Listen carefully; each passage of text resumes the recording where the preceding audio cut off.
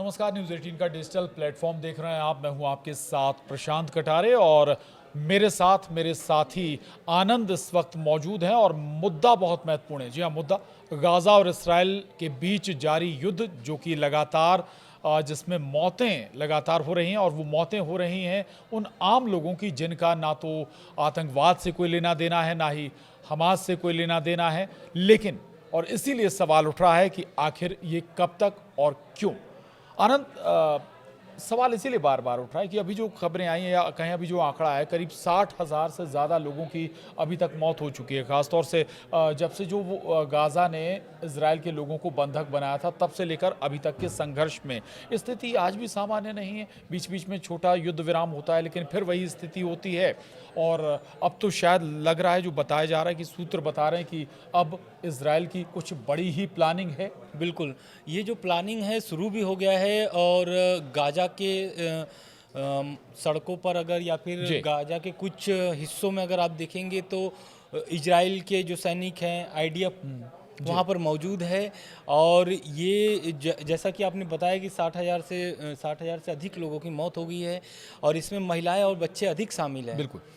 दूसरी बात, ये जो हालिया में जो हमले शुरू हुए हैं, दरअसल ये जो हमला शुरू हो रहा है इसको लेकर के ऐसे अनुमान लगाए जा रहे हैं कि गाज़ा पर इजराइल कब्जा करने की प्लान बना लिया है, ऐसा मतलब आरोप लगाया जा रहा है। अंतर्राष्ट्रीय समुदाय की ओर से बड़ी आलोचना हुई है इस मामले को लेकर के।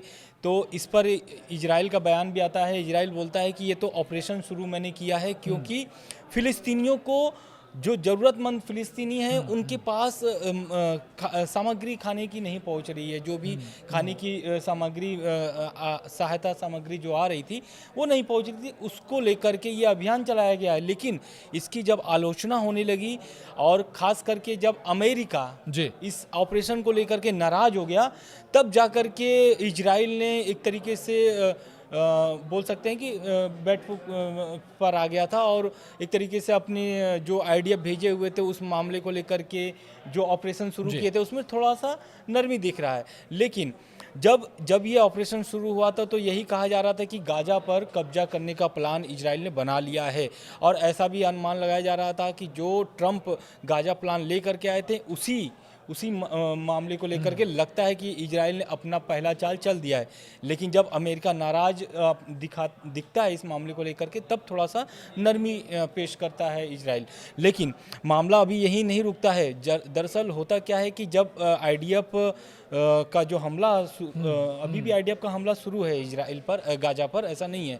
लेकिन अब इस पर क्या है कि इन सभी खबरों के बीच में एक जो खबर निकल के आ रही है वो गाज़ा के लिए बहुत महत्वपूर्ण है। दरअसल जो इजराइल के पड़ोसी देश हैं उनसे एक समझौता होने वाला है और वो समझौते का नाम है अब्राहम समझौता।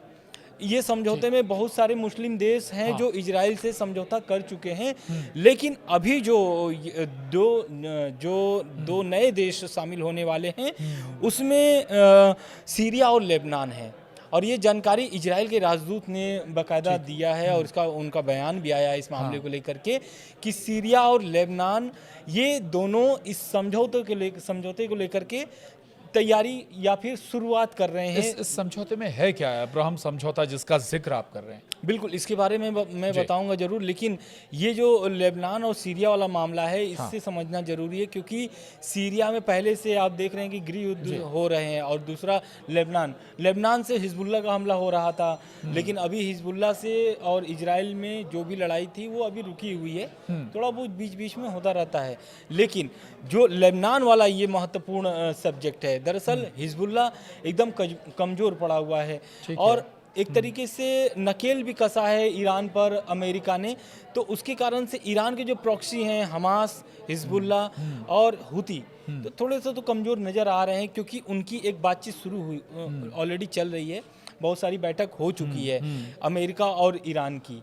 तो ये तो बात हो गई अमेरिका ईरान की जो डील की बात हो रही है उसमें जो कमज़ोर हो रहे हैं। लेकिन बात आपने कहा कि अब्राहम समझौता क्या है, तो ये बहुत महत्वपूर्ण है जानना, क्योंकि ये जो समझौता है एक तरीके से इस समझौते में संबंधों में सुधार लाना है, राजनीतिक संबंधों में सामान्य रखना है, मतलब कि एक तरीके से दोस्ती यारी वाली संबंध रखनी है, ऐसा हम बोल सकते हैं। और इसमें बताया जाए तो पहले से ही बहुत सारे मुस्लिम देश हैं जो इजराइल के साथ ये समझौता कर चुके हैं।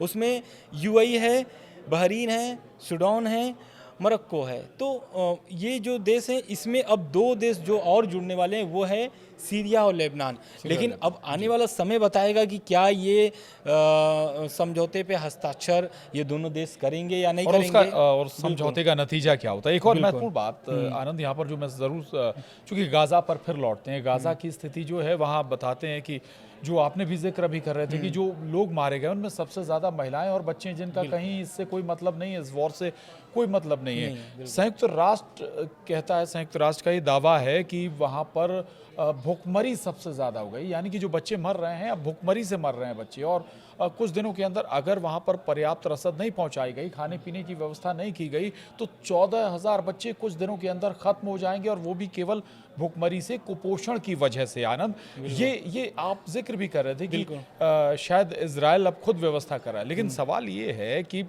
इजराइल रसद पहुंचाने की व्यवस्था कर रहा है, दूसरी तरफ उसने रोक भी, कैसे होगा? हाँ, बिल्कुल बिल्कुल। दरअसल हुआ क्या है कि जब अभी हमास और इजराइल में सीज फायर हुआ था, ठीक है, लेकिन लगातार आरोप प्रत्यारोप चलते रहते थे कि इजराइल का भी आरोप लगाता था कि हमास की तरफ से हमला हो रहे हैं, हमास बोलता था कि इजराइल की तरफ से हमला हो रहे हैं। लेकिन बीते मार्च में हम इजराइल हमला शुरू कर देता है गाजा पर, फिर से हमास पर फिर से हमला शुरू कर देता है। क्यों शुरू कर देता है?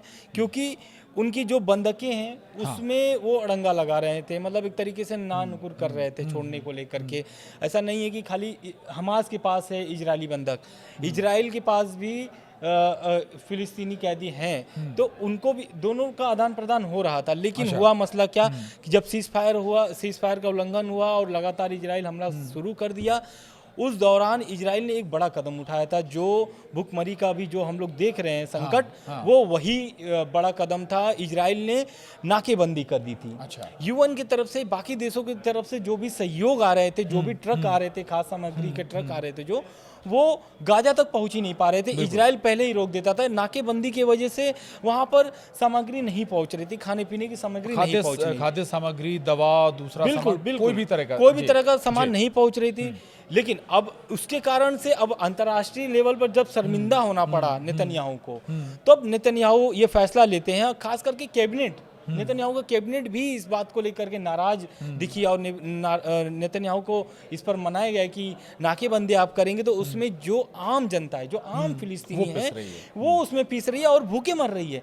तब जाकर के नेतन्याहू का ये प्लान, जो अभी मैंने शुरू में बताया था कि नया जो ऑपरेशन शुरू किए हैं, उसमें ऑपरेशन में दरअसल हुआ, ऑपरेशन है क्या? ऑपरेशन ये है कि जो अब तो खाद्य सामग्री वहाँ पहुँच रही है, खाने पीने का सामान पहुँच रही है, लेकिन अब वो जो पहुँच रही है वो यूएन का ही दिया हुआ है, लेकिन उसका वितरण कर रहा है इजराइल, यानी कि आईडीएफ। और वहां पर यूएन का पहले से ही 400 केंद्र बने हुए हैं, सहयोग केंद्र जो बनाया गया है वितरण सामग्री देने के लिए, वहां पर 400 केंद्र। लेकिन इजराइल अभी 4 ही सेंटर वहां पे खोला है। इसको लेकर के भी यूएन ने सवाल उठाया कि 4 तो पहले केंद्र वहां पर पहले से ही है, आप 4 केंद्र खोल करके क्या जाहिर करना चाहते हैं? अगर इजराइल केंद्र खोल रहा है तो इससे मंशा पर भी सवाल उठ रहा है, जो आप कह रहे थे कि इजराइल गाजा पर कब्जा करने की पूरी फिराक में। दूसरी एक और बात, जब गाजा ने, या माफ कीजिएगा, हमास ने हमला किया था, इजराइल के लोगों को बंधक बना लिया था, तब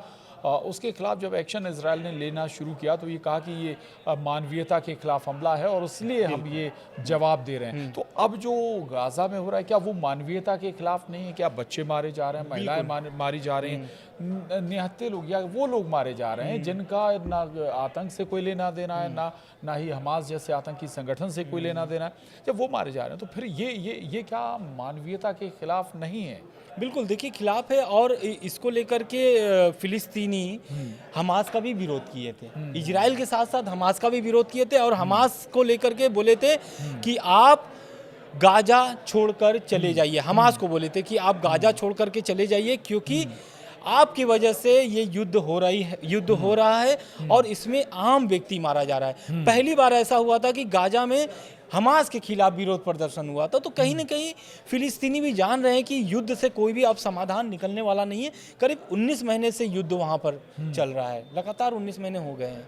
बिल्कुल वाकई अगर 19 महीने हो गया, 19 महीने से युद्ध अभी भी चल रहा है, दूसरा कोई विकल्प अभी नजर आ नहीं रहा। आनंद, एक और बात इसमें अगर हम ईरान को भी, चूंकि कई मोर्चे पर जो इजराइल है वो लड़ रहा है, एक ईरान भी बड़ा मोर्चा है उसके सामने, और अब ये कहा भी जा रहा है कि अमेरिका कुछ हद तक हाथ खींच रहा है इजराइल के साथ, तो फिर आपको लगता नहीं कि ये चैलेंज हो जाएगा, ईरान से भी आपको निपटना है, दूसरी तरफ गाजा, और आप 2-3 और मोर्चे बता रहे हैं, कई मोर्चे एक साथ बिल्कुल। देखिए अभी फाइट कर रहा है इजराइल। बिल्कुल, अब नाराज तो अमेरिका है ही, लेकिन एक चीज जान जाइए, अभी नेतन्याहू 2 बार पिछले कुछ महीनों में 2 बार अमेरिका का दौरा भी करके आए हैं। तो उस दौरान भी नेतन्याहू ने बोला था कि ईरान पर हमें हमला करना है। हाँ। और उसको लेकर के साफ स्पष्ट तौर पर ये बात रखी थी। लेकिन अमेरिका अभी क्या है कि वो अपने डील को लेकर के अड़ा हुआ है, क्योंकि उनका जो परमाणु वार्ता डील जो चल रही है, अमेरिका चाहता है कि पहले डील हो जाए।